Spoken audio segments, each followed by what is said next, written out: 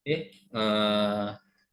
kita bertemu lagi pada materi selanjutnya, di mana materi berikut ini yaitu pertanian dan industrialisasi di Indonesia. Di mana pada materi ini kita bisa mengetahui bagaimana pertanian dan industrialisasi yang ada di Indonesia ini. Oke, kalian bisa membuka materi pada dashboard yang sudah kalian dapat. Oke, dari ini kalian bisa tahu bahwasanya pertanian yang ada di Indonesia ini memberikan suatu pola yang bagus dari tahun ke tahun. Nah, di mana dari dulu pertanian ini sangat dianjurkan oleh pemerintah supaya selalu menjadi pokok utama perekonomian yang ada di Indonesia. Karena itu kalian bisa ketahui bahwasanya industrialisasi yang sekarang ini dipakai menjadikan tolak ukur supaya pertanian yang ada di Indonesia selalu menjadi nomor satu bagi perekonomian yang ada di negara ini. Oke, di mana pertanian yang sudah berkembang dengan adanya teknologi itu menjadikan gebrakan baru bagi pemerintah supaya pertanian yang dihasilkan atau pertanian yang ada di Indonesia ini bisa sangat mempengaruhi bagi kehidupan masyarakat. Dengan perkembangan pertanian di Indonesia, kita bisa tahu secara garis besar dan fase-fase kondisi, sistem dan struktur pertanian Indonesia adalah yaitu struktur pertanian yang tidak lepas dari bentuk proses kolonialisme dulu, bangsa asing yang datang ke Indonesia. Terus sistem kapitalis liberal yang berlaku sesudah pun hanya Indonesia menjadi undernaming. Besar sekali sumber buruh murah bagi perusahaan-perusahaan swasta Belanda dulu.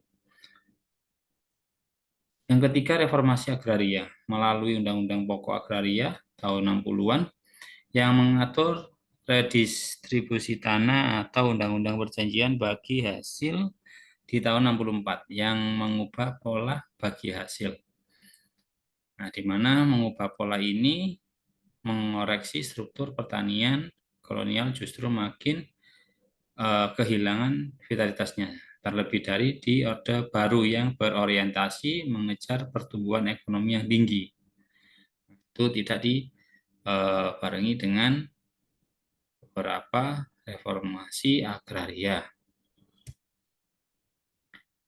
Yang keempat, di mana revolusi hijau yang mengimbas ke Indonesia dengan penggunaan bibit-bibit baru dan teknologi pemberantasan hama dari luar, terus juga memang mampu melakukan swasembada beras tahun 84. Namun revolusi hijau itu ternyata lebih menguntungkan petani bertanah luas. Nah, produksi naik tapi pendapatan turun akibat mahalnya input pertanian. Misalnya pada pupuk. Di mana term of trade petani pun turun dan didistribusi pendapatan makin timpang atau menjadi ketimpangan. Yang kelima, liberalisme atau liberalisasi pertanian yang dinyatakan IMF atau WTO ini ditandai oleh bebas masuknya produk-produk pertanian seperti beras, gula, daging ayam, jagung, dan buah-buahan yang memukul petani dalam negeri. Nah, ini menjadikan perkembangan pertanian yang ada di Indonesia ini.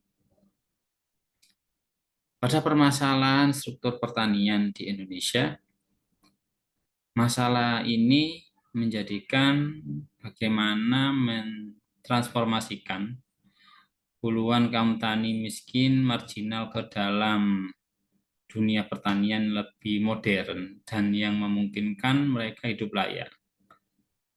Nah, ini memang dalam eh, waktu tahun 2000-an banyak pertanian itu yang menginginkan teknologi yang lebih modern karena ingin cepat menyelesaikan tugasnya. Nah, tetapi tidak dibarengi dengan kebijakan-kebijakan dari pemerintah. Itu menjadikan masalah ini sangat eh, terus-menerus. Jadi sampai sekarang ini masih belum ada solusi yang paling baku, paling baik bagi pertanian di Indonesia. Berbagai persoalan mendasar ekonomi pertanian di Indonesia ini diantaranya adalah jarak waktu yang lebar antara pengeluaran dan permintaan pendapatan dalam pertanian, terus juga pembiayaan pertanian, tekanan penduduk, dan pertanian subsistem. Ini menjadikan permasalahan dari pertanian di Indonesia. Kebijakan harga, terus juga pemasaran, serta kebijakan struktural, di mana kebijakan pangan itu murah. Nah, itu menjadikan petani itu sangat sulit. Jadi sampai sekarang belum ada solusi yang bagus bagi pertanian. Pertanian Indonesia di era liberalis, ya, di mana sektor pertanian diawali dengan masuknya ke Indonesia dalam perjanjian pertanian tahun 95 yang diterima eh, LOI atau IMF saat tahun 97. Liberalisme pertanian secara sederhana diwujudkan dengan menyerahkan sistem pertanian dan nasib petani kepada mekanisme pasar bebas yang kemudian berlaku liberalisme pertarungan pasar bebas. Terus juga liberalisme pertanian telah merugikan pertanian di Indonesia. Misalnya pemberasan yang dilakukan oleh IMF telah berdampak buruk pada Indonesia. Liberalisme pertanian meliputi pengurangan dukungan domestik, pengurangan subsidi ekspor, dan perluasan akses pasar. Terus pada sejarahnya perkembangan industri yang di Indonesia ini mulai berkembang dari Orde Baru tentang investasi asing yang ditetapkan, perubahan hingga pertengahan dekade tahun 80-an, pemerintah mengembangkan strategi industri, substitusi impor, meskipun strategi itu diharapkan mampu menghemat devisa. Namun yang terjadi justru sebaliknya karena pemerintah menekan pada produksi barang mewah yang berteknologi tinggi dan padat modal serta sangat tergantung pada pasokan input dari negara maju. Itu menjadikan industrialisasi di Indonesia yang kurang cepat berkembang. Terus juga didorong dengan keadaan tersebut dan jatuhnya harga minyak pada awal tahun 80-an beserta pemerintah mengubah strategi industri itu dari industri substitusi impor menjadi industri promosi ekspor, yaitu menjadikan sumbangsi dari devisa negara. Industrialisasi di Indonesia. Nah, pada masalah yang disertai dengan kebijakan pemerintah, di mana pemerintah itu justru menekan pada produksi barang mewah yang berteknologi tinggi. Nah, sangat tergantung pada pasokan input dari negara maju. Akibatnya jatuhnya harga minyak. Terus juga pada kebijakan pemerintah mengubah strategi industri dari industri substitusi menjadi industri promosi ekspor. Yang kedua, pemerintah berusaha memacu pertumbuhan industri berorientasi ekspor, di mana pemerintah memberikan kemudahan permodalan dan izin investasi untuk BMA dan BMDN, modal asing dan modal dalam negeri. Pemerintah menggairahkan industri terutama pada bidang manufaktur. Itu menjadikan industri-industri yang ada di Indonesia semakin maju dalam hal itu. Kebijakan pemerintah yang selanjutnya yaitu meringankan syarat PMA dengan peroleh kepemilikan modal sampai 20% dan berkembang sampai 51% setelah 10 tahun beroperasi. Pemerintah menetapkan kebijakan di mana harga pada beberapa industri penghasil produk strategi yaitu cengkeh, baja, dan kertas koran. Yang kedua, restrukturisasi penyesuaian eksternal, peningkatan daya saing, efisiensi, deregulasi merupakan alasan yang sering dijarkan pemerintah untuk menetapkan kebijakan industri, namun sesungguhnya ada tarik-menarik antara pro nasionalis dan pro efisiensi. Itu menjadikan bagi pemerintah untuk menetapkan kebijakan. Masalah struktur industri yang di Indonesia, yaitu industri yang di Indonesia masih belum dalam dan belum seimbang. Kaitannya ekonomis antara industri skala besar, menengah, serta kecil masih sangat minim, kecuali untuk subsektor makanan, produk kayu, dan kulit. Ini diperparah dengan struktur industri yang masih dikuasai monopolistik dan oligopolistik. Ya, itu menjadikan industri besar di Indonesia dikuasai oleh perusahaan-perusahaan besar yang dimiliki oleh sedikit orang. Mereka mendapat beberapa fasilitas menguntungkan dari pemerintah. Tetapi industri rakyat atau industri kecil yang dikerjakan oleh lebih banyak orang tidak mendapatkan fasilitas yang memadai. Nah, itu menjadikan ketimpangan yang sangat besar bagi industri yang ada di Indonesia.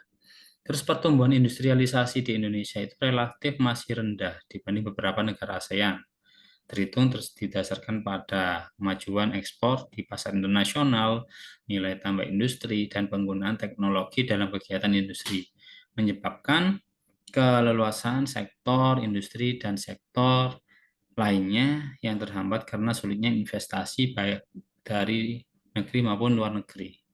Ada 5 yang dilakukan untuk meningkatkan pertumbuhan industri, yaitu peningkatan SDM, pembangunan infrastruktur, investasi asing, terus pembayaran yang dihasilkan dari investasi, peningkatan riset, dan pengembangan ilmu pengetahuan teknologi yang memadai. Ini menjadikan sektor atau struktur industri yang harus terus digalakkan supaya Indonesia bisa mengetas dari beberapa masalah itu. Beberapa hal yang bisa ditawarkan bagi solusi permasalahan industri yang ada di Indonesia ini, di mana membuat regulasi yang jelas terkait kebijakan industri dan teknologi di Indonesia.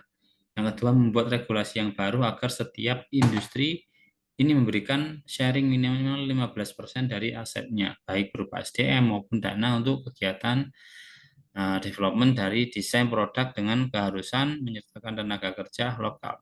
Secara umum, yang ketiga, menaikkan iklim penelitian, baik instansi pemerintah, juga beberapa perguruan tinggi dalam koridor yang sama R&D pada teknologi terapan yang dibiayai oleh industri. Dengan demikian, di satu sisi, lembaga pemerintah dan perguruan tinggi yang telah menjadi kerjasama tidak kesulitan dana ketika melakukan penelitian, dan di sisi lain industri tetap menerima teknologi yang terbaru.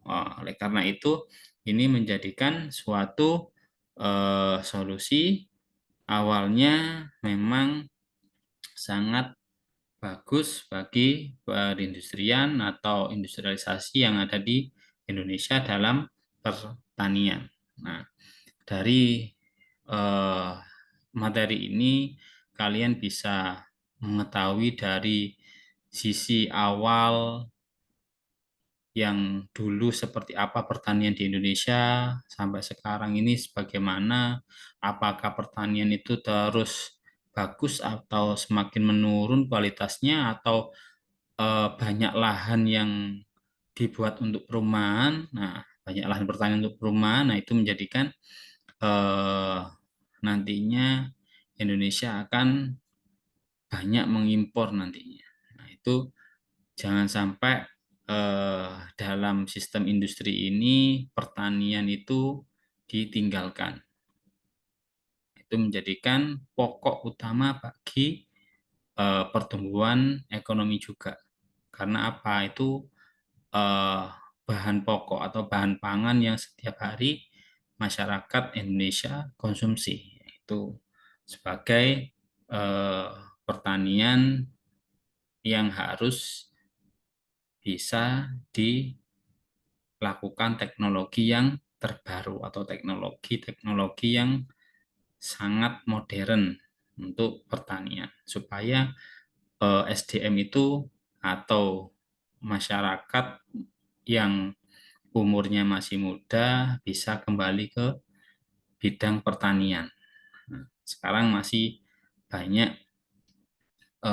masyarakat atau penduduk yang usia muda itu tidak apa namanya menjamah dari sisi pertanian karena pertanian itu sangat ribet dan susah dan apa namanya di luar kerjanya nggak di dalam kantor. Padahal itu lebih bagus malah dia mengetahui bagaimana keadaan pertanian di daerahnya seperti apa, teknologi apa yang dikembangkan di daerahnya. Nah, kalau bisa dia bisa masuk ke situ, nah itu malah lebih bagus lagi nanti. Maka adanya perubahan industri itu bisa cepat nantinya. Oke, semoga dari penjelasan materi ini bisa menjadikan wawasan bagi kalian untuk bagaimana industri pertanian ini bagi anak muda. Oke, sekian dari saya. Jangan lupa kita diskusi bareng di sesi ini dan juga tugas-tugas jangan lupa dikerjakan. Oke, sekian dari saya. Sampai jumpa.